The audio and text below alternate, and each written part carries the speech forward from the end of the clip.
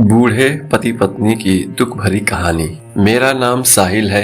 मुझे गांव के घर से काफी दूर की बड़ी सिटी में नई नौकरी मिली थी। इस शहर में भाड़े का घर लेकर रहने लगा। पड़ोसी के तौर पर घर के सामने ही एक घर था जिसमें एक बुजुर्ग जोड़ा रहता था। दोनों बिल्कुल अकेले थे, मतलब ना कोई बेटा, ना बेटी, ना नाती, ना पोते, यानी कि संयुक्त परिवार नहीं था। मैं एक संयुक्त परिवार का सदस्य था, इसलिए मुझे अक्सर उनके बारे में विचार आते रहते थे। मुझे देखकर बुरा लगता है, इतनी उम्र होने के बाद भी उनकी देखभाल करने वाला कोई भी उनके साथ नहीं है। जब मैं सुबह ऑफिस के लिए निकलता था तो देखता था कि दादी जी अपने कपकपाते हुए हाथों से दादाजी को चाय देती थी। वैसे ही कपकपाते हाथों में कप लिए दादाजी चाय पीते थे। वहाँ पर रहते हुए कुछ दिन होने के बाद मुझे पता चला कि यह दोनों मिलजुल के धीरे धीरे घर के सारे काम करते थे। कोई भी उनसे जाकर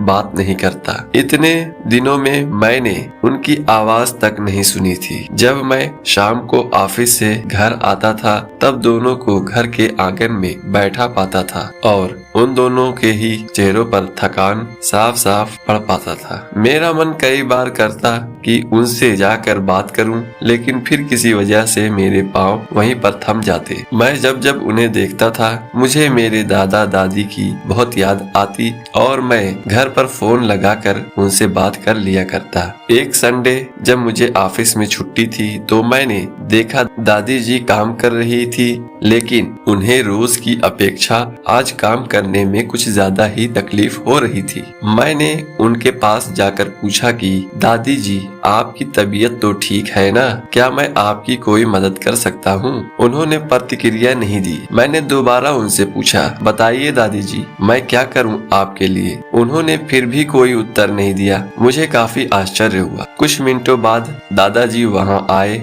और वो भी कुछ नहीं बोले। मैंने ही बात को आगे बढ़ाते हुए कहा, मुझे लगता है कि दादी जी की तबीयत खराब है और इसलिए मैं यहाँ आया हूँ। मैं आपकी मदद करना चाहता हूँ। बताइए मैं कैसे आपकी मदद कर सकता हूँ? दादाजी इशारों से मुझसे बातें करने लगे। उन्होंने इशारों से मुझे समझाया कि दादी जी सुन और बोल नहीं सकती। उन्होंने ये भी बताया कि वो खुद भी नहीं बोल सकते, वो सुन सकते हैं, मेरी बात समझ सकते हैं। उन्होंने इशारों से दादी से कुछ कहा और दादी ने मेरी तरफ देखकर मेरे माथे पर हाथ फेरा। मैं उन दोनों की तरफ देखते ही रहा और न जाने कब मेरे आंखों से आंसू बहने लगे। उस दिन के बाद जब जब मुझे समय मिलता मैं उनके पास चला जाता। वो मुझ पर बहुत प्यार बरसाते। अब तो मुझे उनके इशारे की मीठी भाषा भी बहुत अच्छे से समझ में आने लगी थी। एक दिन मैंने दादाजी से पूछा कि